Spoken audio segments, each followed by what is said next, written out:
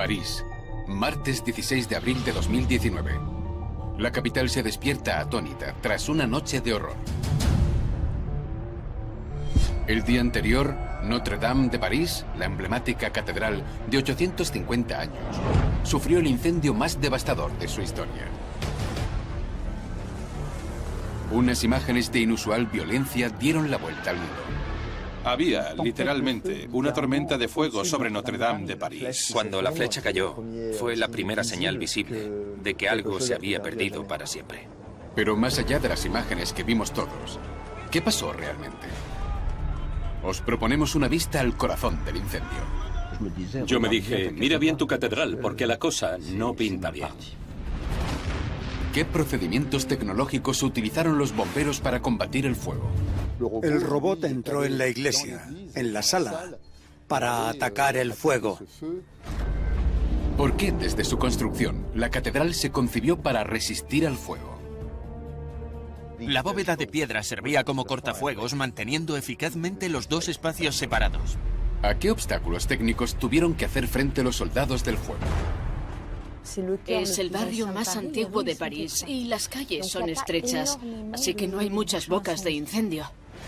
Bomberos, arquitectos, historiadores, todos los que estuvieron en primera línea, nos revelarán los secretos de aquella noche del 15 de abril. El andamiaje no estaba concebido para responder a aquello. Estábamos muy preocupados. Minuto a minuto. El general nos dijo que teníamos una media hora para ganarle la batalla al fuego. ¿Cómo lucharon los hombres y mujeres para salvar un monumento único en el mundo?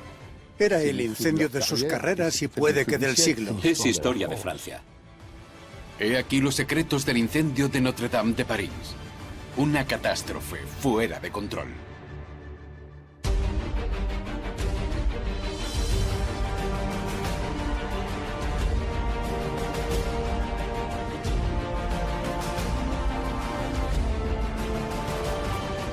Fuera de control. Notre Dame de París. París, lunes 15 de abril de 2019. Son las 6 de la tarde. Una multitud se reúne en la plaza de Notre Dame. Normalmente, 35.000 visitantes de todo el mundo visitan cada día la catedral. Pero hoy no es un día cualquiera. Es el comienzo de la Semana Santa. Un acontecimiento que hace que la asistencia aumente un 30%. Monseñor Patrick Chauvet es el rector de la catedral. El lunes santo entramos en la llamada Semana Grande. Para nosotros es un resumen de todo el año litúrgico. En Notre Dame es una semana de mucha actividad porque hay grandes oficios casi todos los días hasta el domingo de Pascua. Y seamos creyentes o no, la vieja dama de 850 años siempre maravilla a todos. Es un símbolo para los católicos del mundo entero, pero va mucho más allá de ese símbolo. Está la belleza del monumento, naturalmente. Es una obra maestra de la arquitectura. Pero además, es historia de Francia. Es más que una catedral. Es un monumento icónico, pero un monumento que sufre los efectos de su deterioro. Con sus 127 metros de largo, 96 de alto y 4.800 metros cuadrados de superficie, la catedral podría alojar 11 campos de baloncesto. Con esas condiciones, es difícil mantenerla constantemente en buen estado. La catedral se deteriora mucho y es un monumento enorme, gigantesco. La flecha era una de las preocupaciones, porque llevaba 80 años sin restaurarse. Había señales que demostraban que estaba en mal estado, así que había que hacer un mantenimiento urgente.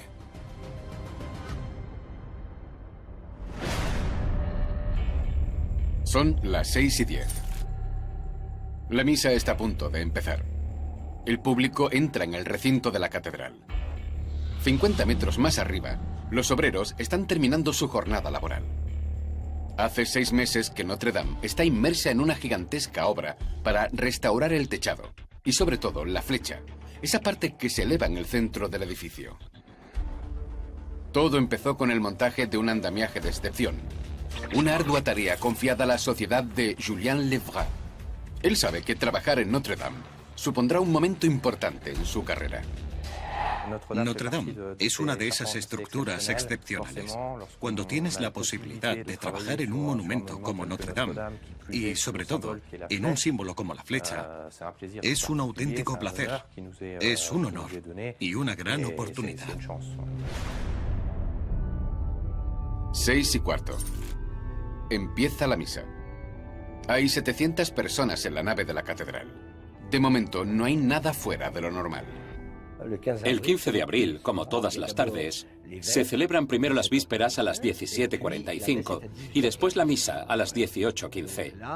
Todo se estaba celebrando normalmente. Solo 3 minutos después del comienzo de la misa, se produce un suceso inesperado. Un piloto se enciende en la sala de control de seguridad situada en la casa parroquial. A las 18:18 horas, un piloto rojo con la palabra fuego en mayúsculas se enciende y aparece un mensaje bastante confuso. Una sucesión de 3 palabras: altillo, nave, sacristía. Y después una serie de cifras y letras poco comprensibles que indican la dirección del detector de incendios. El responsable encargado de la seguridad del lugar tiene que ir a revisar la sacristía, la parte de la catedral que colinda con el gran edificio. Jacques Delay era bombero de París y hoy en día es experto judicial en incendios. Para él, cada minuto cuenta en esa acción de reconocimiento llamada despeje de dudas.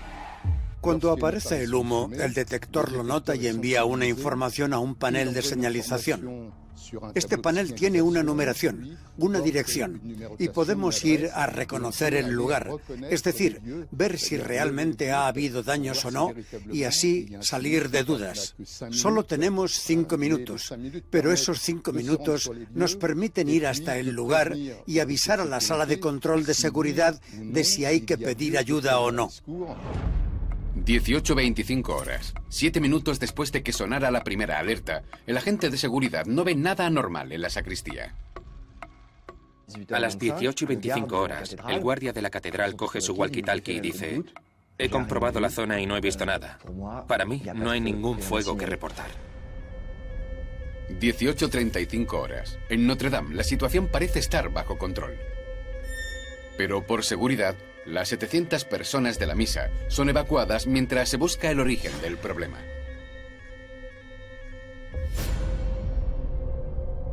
Si no hay nada en la sacristía, hay que dirigirse al edificio principal, empezando por el altillo.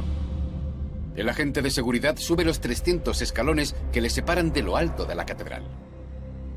Son exactamente las 18:48 horas cuando abre la puerta que lleva al altillo de Notre Dame.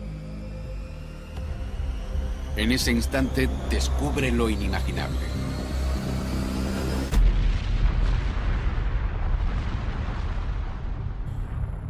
Monseñor Chauvet está a los pies de la catedral. Él también comprende rápidamente la gravedad de la situación. Al levantar la cabeza, vi el humo.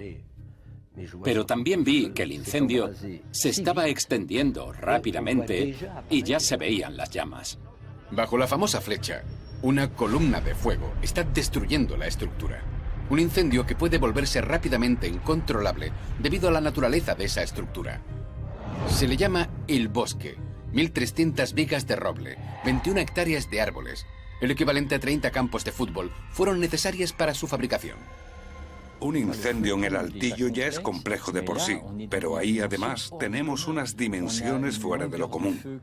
La longitud del fuego es de unos 100 metros, se encuentra a unos 40 metros del suelo y tiene un poder calorífico enorme, así que iba a ser una lucha extremadamente complicada.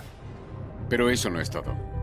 Como muestran estas imágenes del bosque, además de su composición de madera, la estructura en sí facilita su inflamación.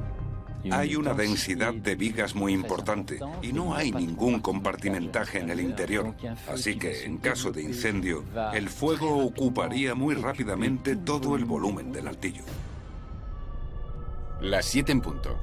Mientras los primeros equipos de bomberos llegan al lugar, el fuego se propaga a toda velocidad y parece evidente que la veintena de hombres presentes no será suficiente. Nada más llegar, el jefe del cuartel de bomberos solicita refuerzos y termina su mensaje diciendo: continuamos el reconocimiento. Es un código para decirle al cuerpo de bomberos de Port-de-Champéret que el fuego está en este momento fuera de control y que vamos a necesitar movilizar unos medios increíbles. 19:10 horas. En Notre Dame, un primer grupo de hombres es enviado cerca del altillo. El objetivo: apagar el fuego ocupándose del punto exacto donde empezó. Bajo la flecha. La única manera es entrando en el interior para intentar apagar el foco principal. Para apagar un fuego hay que estar delante de él. Debemos tener visual para poder ocuparnos de él, así que hay que ir al corazón del foco. Pero, ¿cómo se arremete contra un incendio en esa estructura? Es un ataque complicado porque hay que enviar medios hidráulicos a las alturas. ¿Por dónde hay que ir para pasar las mangueras para que sean eficaces contra el foco? En su lucha contra el fuego, los bomberos tienen una ventaja: las columnas secas, unas canalizaciones vacías que facilitan enormemente su trabajo. Alimentadas desde el suelo, permiten distribuir el agua por las diferentes plantas a gran velocidad. Conectamos unas mangueras flexibles abajo con unos empalmes. Abrimos el agua y los bomberos pueden subir con las mangueras más pequeñas y conectarlas arriba para apuntar directamente al fuego. Una vez conectadas las mangueras, el despliegue de bomberos se lanza a apagar el fuego. Los bomberos trabajan siempre en parejas. El más joven de los dos activa la bomba y el más mayor, que tiene más experiencia, le dirige. Porque las llamas pueden cegar al que activa la bomba. Unas llamas que no tienen nada que ver con las de un incendio clásico. Confinadas en el altillo, despliegan una energía de 1800 megavatios, comparable a la de 2 reactores nucleares. Era el incendio de sus carreras y puede que del siglo para los bomberos parisinos. El incendio es histórico y los bomberos deben dar urgentemente una respuesta apropiada. Se empieza a considerar el envío de aviones contra incendios, pero la idea se descarta enseguida. La carga de agua de un avión contra incendios podría haber provocado el derrumbe de la catedral y unos daños inestimables e irreparables.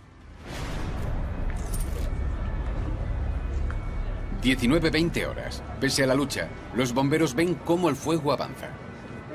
Aunque parece que la estructura está condenada, Notre Dame aún no está perdida del todo. Bajo la estructura hay un escudo. Una bóveda de piedra que protege el resto de la catedral, como explica Tom Nixon, especialista en arquitectura gótica. A partir de los siglos XI y XII, los constructores apostaron por la creación de bóvedas de piedra en las iglesias. Así separaban el edificio principal de la iglesia de la base del techo, que es más seca y vulnerable al fuego. La bóveda de piedra servía como cortafuegos, manteniendo eficazmente los dos espacios separados. Por tanto, la supervivencia de la catedral entera depende del papel de cortafuegos de esa bóveda. Pero un trágico suceso iba a comprometerlo todo. 19:30 horas. Los bomberos llevan 1 hora intentando controlar el incendio de Notre Dame. Al frente de la lucha contra el fuego hay un auténtico ejército. De la veintena de hombres que había al principio, ahora hay 600 personas movilizadas. Los bomberos tenían órdenes de dirigir sus mangueras, por supuesto a pleno rendimiento, sobre el techado, pero pasando por encima de los rosetones para preservarlos. Así que tenían que acercarse mucho con las escaleras a los muros y sentir un calor muy intenso. Nada funciona. El fuego sigue extendiéndose. Pero peor que el incendio, un elemento haría que todo cambiara. Son las 8.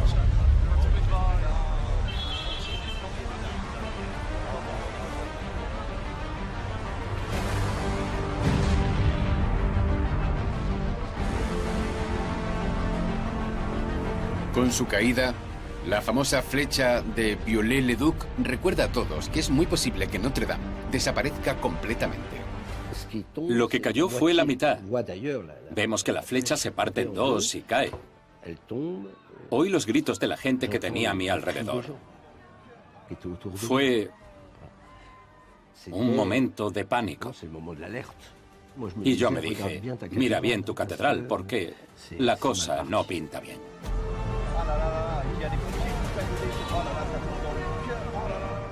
Es una imagen totalmente improbable. Jamás imaginé que vería algo así.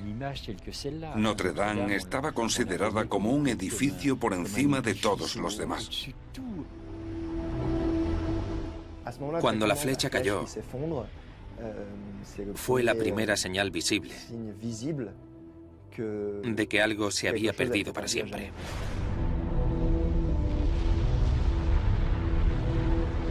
Asombrados por el derrumbe de la flecha, nadie se imagina aún sus consecuencias. Y son catastróficas, con sus 750 toneladas de peso, de las cuales 250 son de plomo. La estructura ha perforado la única muralla que aún protegía el edificio, la bóveda de piedra. Ahora el incendio puede propagarse por toda la catedral y los bomberos tienen que replantearse toda su estrategia. El procedimiento de los bomberos es pedir la evacuación de todo el mundo. A eso le llaman congelar la situación, porque necesitan ver que todos los bomberos están sanos y salvos y saber dónde están. Así que hacen eso, lanzan la orden, pero no todos los bomberos salen. Los que estaban cerca de la estructura, el primer grupo de intervención, no ha visto caer la flecha. Y lo que es peor, les ha dejado atrapados. Es importante saber que después del derrumbe de la flecha, la bola de fuego que se creó provocó una especie de corriente de aire y todas las puertas de la catedral que estaban abiertas se cerraron. Estaban en peligro porque las botellas de aire de los bomberos duran una media de 40 minutos, así que tenían que encontrar una manera de salir rápidamente. Por suerte, su responsable solo tarda unos minutos en subir todos los pisos y salvar a sus hombres. El andamiaje de 250 toneladas de acero ha resistido milagrosamente a la caída de la flecha. Su estado es crítico, pero su ingeniosa instalación ha evitado que se derrumbe. Philippe Villeneuve es el arquitecto jefe de Notre Dame. La estructura se instaló bajo su responsabilidad. Yo pedí que el andamiaje se apoyara en 4 puntos, sin tocar la estructura, sin apoyarse en ella y sin tocar la flecha. Es decir, que fuera autoestable, que se aguantara por sí solo. Este tipo de andamiaje es un monumento en sí mismo. Totalmente independiente del techado, se apoya en 4 puntos sobre la mampostería de la catedral. Una estructura de 50 metros totalmente inédita. Sin embargo, la situación sigue siendo preocupante. Nada indica cuánto tiempo los tubos de acero galvanizado resistirán el intenso calor de las llamas. En un incendio así, la temperatura puede llegar a los 1000 grados. Además, la flecha le había caído encima. Y el andamiaje no estaba concebido para soportar algo así, así que estábamos muy preocupados. Julien Lebras es presidente de la sociedad Lebras Frères, encargada de la instalación del andamiaje. Los bomberos que tienen bastante experiencia con obras metálicas saben que esas estructuras no están hechas para resistir tales temperaturas, así que había mucha preocupación. Había elementos que se habían soldado, otros se habían deformado. Era un todo, una especie de armazón enorme. El aguante del andamiaje es primordial para la evolución de los acontecimientos. Si se derrumba, será fatal para la supervivencia del edificio. En ese clima de incertidumbre, un destacamento de bomberos se prepara de nuevo para entrar en la catedral. Una tarea arriesgada para salvar el llamado Tesoro de Notre Dame. Es cierto que enseguida me preguntaron, ¿qué hay que salvar? Y yo les dije, la corona de espinas. Porque la corona de espinas es un testimonio de la pasión de Cristo, pero sobre todo porque es una de las reliquias más bonitas de Occidente, junto con el sudario de Turín. La mayoría de esas obras se guarda en la sacristía, el anexo situado en el ala derecha de la catedral. Para llevar a cabo esa operación, los bomberos acuden a uno de los mayores conocedores del monumento. Se trata de Laurent Prat, el administrador del patrimonio de Notre Dame de París. Atravesamos el atrio corriendo y fue bastante impresionante. Estábamos rodeados de humo. Llovían trozos de carbón. así que me tuve que poner la capucha. Cuando caminabas, ibas pisando los trozos de carbón y el chirrido era bastante estridente. Y por fin llegamos al patio que bordea la catedral, que se había transformado en un gigantesco charco de agua. Me acuerdo perfectamente. Íbamos corriendo, nos mojábamos, pero daba igual porque teníamos que llegar a la sacristía. Guiado por los bomberos, Logan Prat recorre los 200 metros que le separan de la sacristía, sabiendo la urgencia de la situación. Estas reliquias constituyen el tesoro de la catedral. Su pérdida sería inestimable para la cristiandad. Una vez en la sacristía, cogí las llaves para la primera cosa que íbamos a hacer, que era ir a buscar la corona. En ese momento, el administrador del patrimonio de Notre Dame es testigo del desastre que tiene lugar en la nave. Todo se encadenó. Nos topamos de golpe con el desastre. Fue bastante traumatizante. Y además no dejaba de caer esa lluvia fina e incandescente de las bóvedas. Eran copos de nieve que caían delicadamente. Daba bastante miedo. Y era una escena totalmente surrealista. Esa lluvia fina e incandescente de la que habla Logan Prat viene de la estructura de la catedral. El fuego, que hasta entonces estaba contenido en el altillo, se propaga ahora por el interior del monumento. Cuando la flecha se derrumbó, junto a ella, todos los trozos de madera que estaban ardiendo cayeron en la iglesia. La madera y el plomo en fusión que constituían la flecha empiezan a extenderse por la nave. Por desgracia, es imposible enviar hombres a apagarlo, porque la bóveda es demasiado inestable. La bóveda puede derrumbarse en cualquier momento y los elementos de la nave también pueden derrumbarse en cualquier momento. Los hombres ya no pueden entrar en contacto con las llamas porque la temperatura se acerca a los 800 grados. Tendrían que ir sobreequipados con máscaras de aire, monos ignífugos. Es demasiado.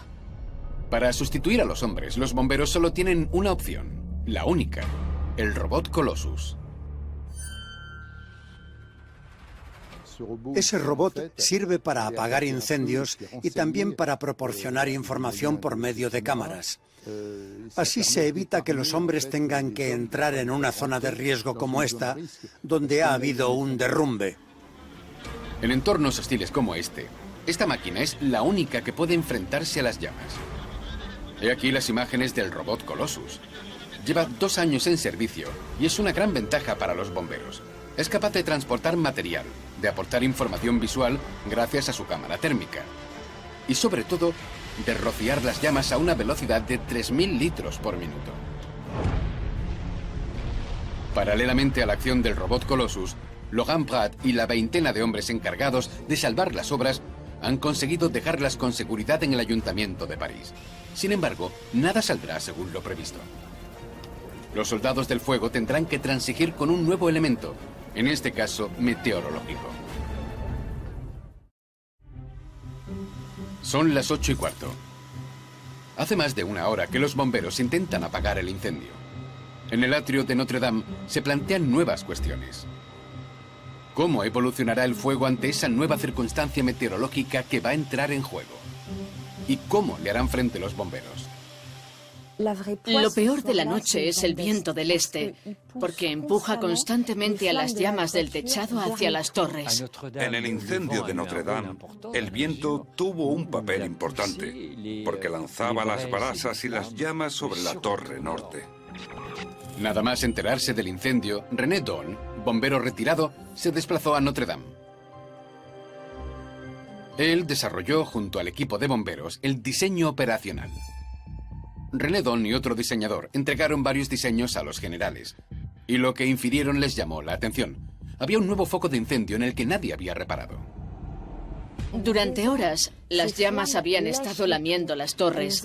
Habían enviado restos en llamas transportados por las corrientes calientes que habían acabado obstruyendo los tornavoces. Debido al fuerte viento del este de la tarde, los restos en llamas se sueltan de la estructura y se lanzan unos metros más lejos, a los tornavoces de la catedral. Estas inmensas persianas de metal concebidas para dirigir el sonido de las campanas.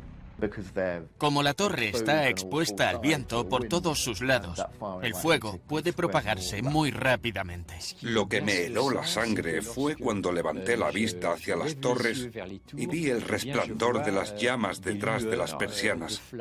Ahí pensé, ya está, ya ha empezado el fuego. Si la torre norte arde en llamas, toda la catedral estará perdida. Las dos torres de la catedral tienen unas estructuras gigantescas que son de la época de Viollet-le-Duc.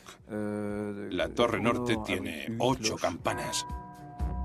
Efectivamente, la cubierta de piedra de la torre norte de Notre Dame contiene el llamado campanario. Una estructura hecha completamente de madera, cuyo papel es sostener las 17 toneladas de campanas de bronce.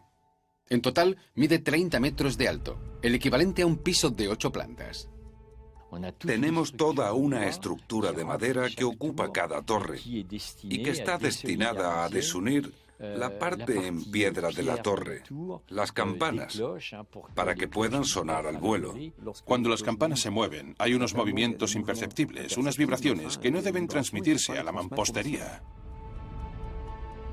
Esta joya de la ingeniería del siglo XIX, concebida para estabilizar la estructura, se ha convertido ahora en el talón de Aquiles de Notre Dame. Si empezaba a arder, las campanas caerían. Y seguramente se llevarían la torre con ellas. Si una parte caía, existía el riesgo del efecto dominó. Los bomberos deben evitar un derrumbe general de la catedral. Para ello, tendrán que poner en práctica una estrategia de extrema peligrosidad que pondrá sus vidas en peligro.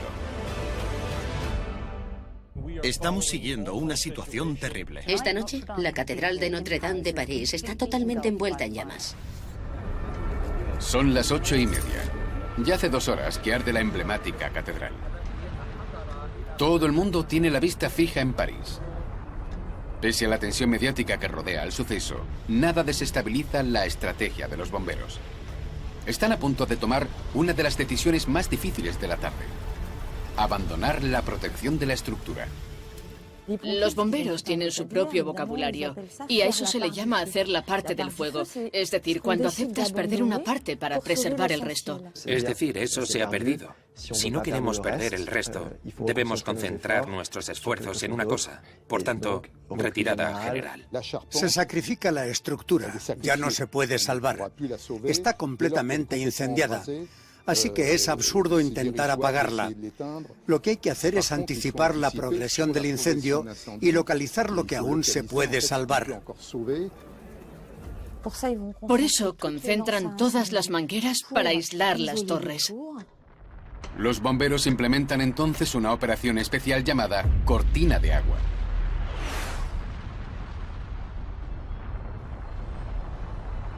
El ataque se realiza desde 4 puntos, 3 por el lado norte y 1 por el sur. Concentrando un máximo de mangueras entre la torre norte y la estructura, los bomberos esperan frenar el flujo de restos en llamas que se lanzan hacia el campanario. El objetivo es intentar crear una barrera para que el fuego no entre en la torre norte. Así que se da la orden de concentrar todas las mangueras para crear esa cortina de agua. En la zona más grave del incendio se movilizan 21 mangueras, de las cuales 15 son de gran potencia. Esos pesados medios necesitan todos y cada uno de los cientos de miles de litros de agua. Una cantidad tan importante que los bomberos deben hacer frente a una nueva dificultad. La isla de la Cité tiene una particularidad. Es el barrio más antiguo de París y las calles son estrechas, así que no hay muchas bocas de incendio. Por suerte, la catedral está situada cerca de otra fuente de agua, y en este caso, inagotable. El río que parte la capital en dos, el Sena. Serge Delay, antiguo bombero de París, sabe hasta qué punto esa situación es una suerte. Hay 2 brazos del Sena a cada lado de la isla de la Cité y, por supuesto, no se deja nada al azar. Hay un puerto bajo el puente nuevo, el cuartel fluvial de la Monnaie, donde hay un barco bomba. Ese barco es el que se coloca al lado y permite aspirar y enviar grandes cantidades de agua a muchos tubos para alimentar las mangueras. Rápidamente, un segundo barco del mismo tipo es requisado para unirse al primero. Colocados bajo un puente cercano a la catedral, esos barcos equipados de bombas permiten suministrar agua a los camiones de la superficie, que a su vez alimentan las mangueras de los bomberos. Este sistema distribuye casi 5.500 litros de agua por minuto.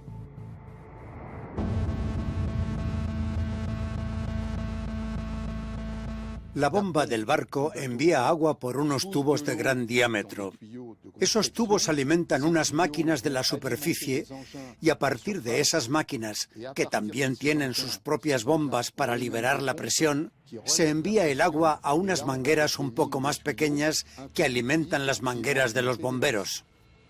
Pero pese al intenso esfuerzo de los bomberos, aparece un nuevo problema.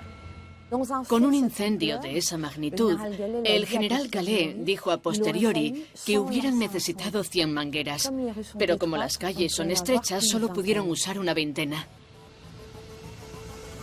En ese momento, el salvamento cambió para los bomberos. Los bomberos tuvieron un momento de bajón porque no conseguían recuperar el control. El fuego se propagaba por todas partes. Había llegado a la nave, las llamas del techado estaban llegando a las torres. Y cuando mirabas, cuando fijabas la vista en la catedral, pensabas, no puede ser, no puede ser, no puede desaparecer delante de nuestros ojos. Pese a que parecía todo perdido, los bomberos iban a intentar de nuevo tomarle la delantera al incendio. ¿Pero a qué precio? Aunque todas las posibilidades se habían estudiado, quedaba una que los soldados del fuego querían evitar. Pero era la única manera de salvar Notre Dame.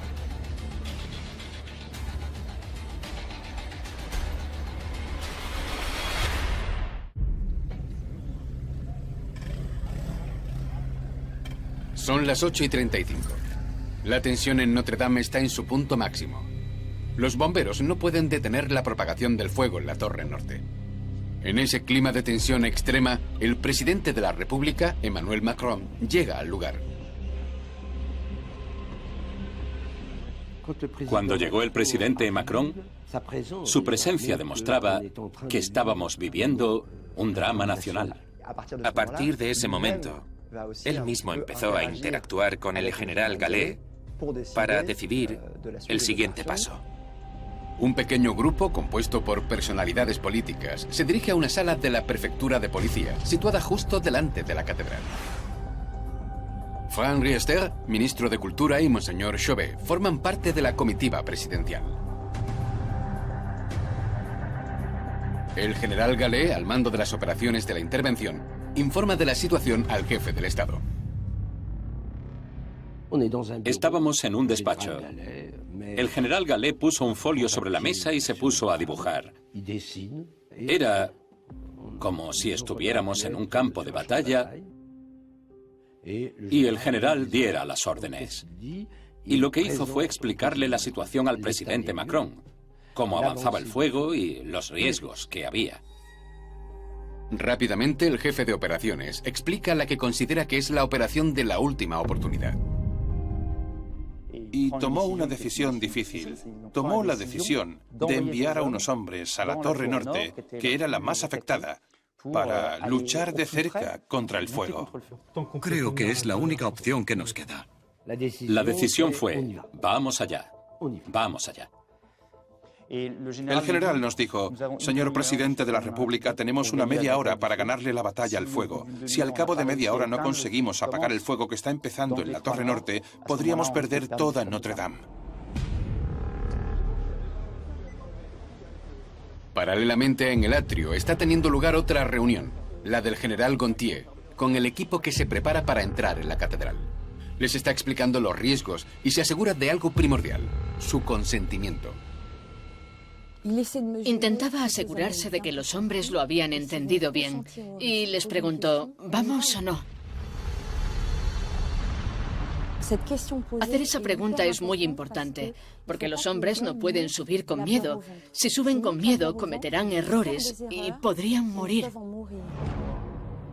Delante de la catedral, una docena de hombres de la Brigada de Bomberos de París está a punto de entrar en el monumento envuelto en llamas.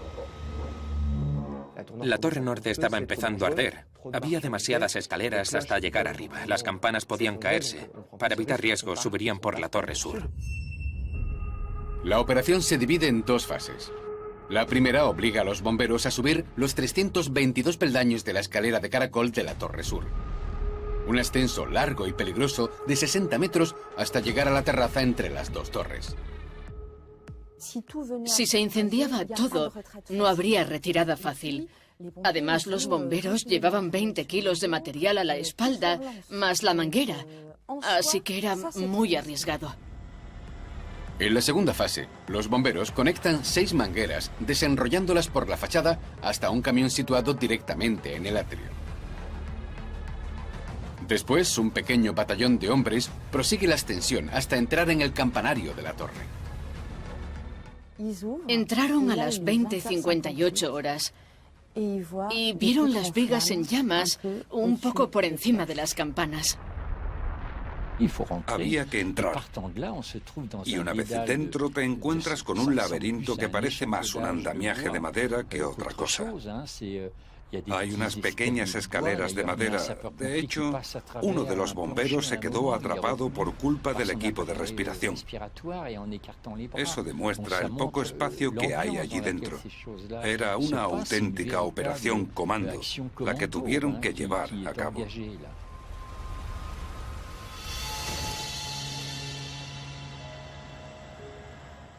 No solo hay llamas, también está el calor. Los muros están extremadamente calientes. Hace casi 2 horas o 2 horas y media que están sometidos a una presión térmica enorme. Y estar a pocos metros o incluso centímetros de un muro así es extremadamente peligroso. Los bomberos de París asumen todos los riesgos para salvar Notre Dame. Esos soldados súper preparados luchan contra el fuego durante 30 minutos, una eternidad en ese infierno. Cuando por fin las mangueras de los bomberos consiguen apagar el fuego. Podríamos decir que una vez la torre norte se salvó, pudimos respirar. Como demuestran estas fotos del campanario después de controlar el incendio, esa maniobra permite por primera vez tomar el control del fuego. Aunque aún no se ha ganado nada. Eso no significa que el trabajo haya acabado, ni mucho menos. Aún habría que trabajar durante gran parte de la noche, pero al menos consiguieron frenar la progresión del enemigo. Lo controlaron y podrían abatirlo del todo.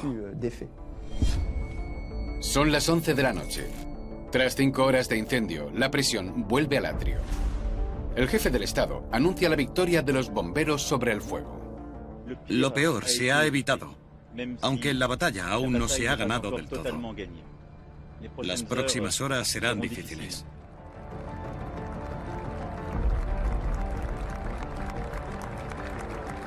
Cuando la noticia se propaga, los bomberos son aclamados espontáneamente por la multitud.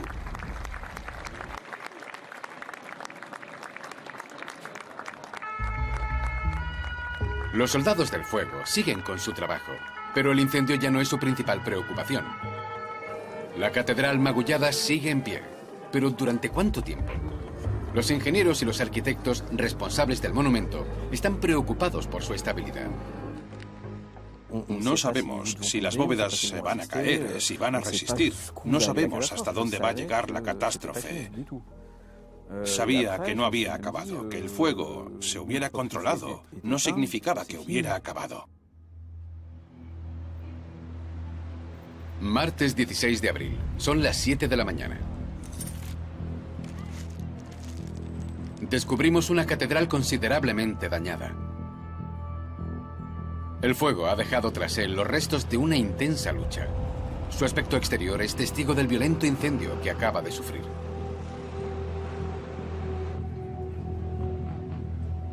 Por primera vez, las personas autorizadas entran en el monumento y examinan los daños.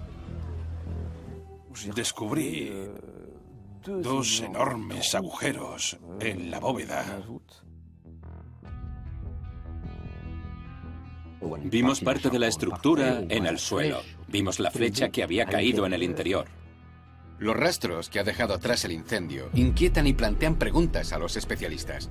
¿Cómo un monumento que ha sufrido tales daños va a resistir a las condiciones climáticas? ¿Y cómo la estructura de este monumento de 850 años reaccionará al paso del tiempo?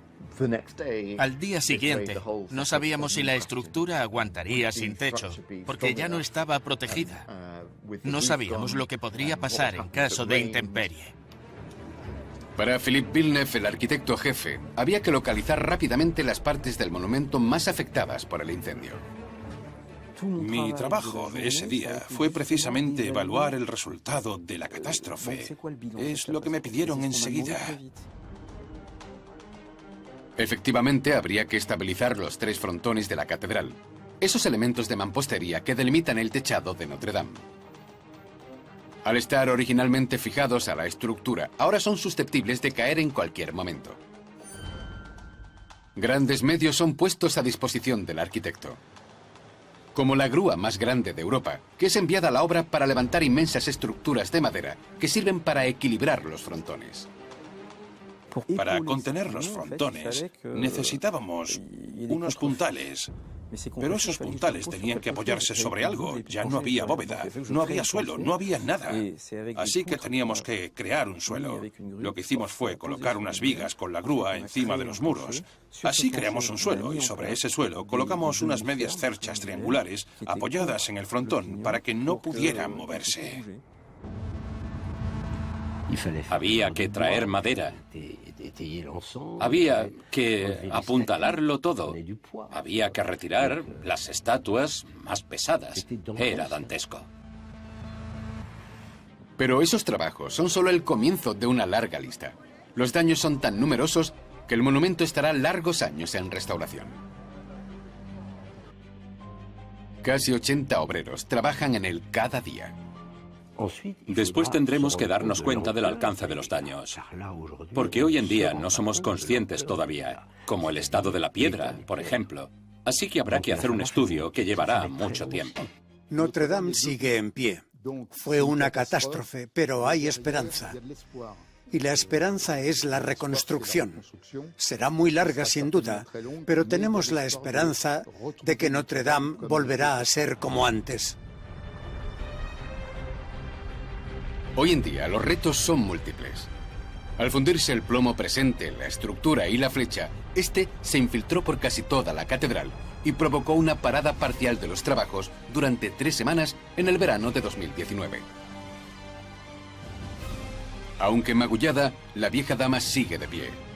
No hay duda de que un día se recuperará de este trauma, para que ese 15 de abril de 2019 no sea más que un recuerdo lejano. El recuerdo de una noche y un incendio fuera de control.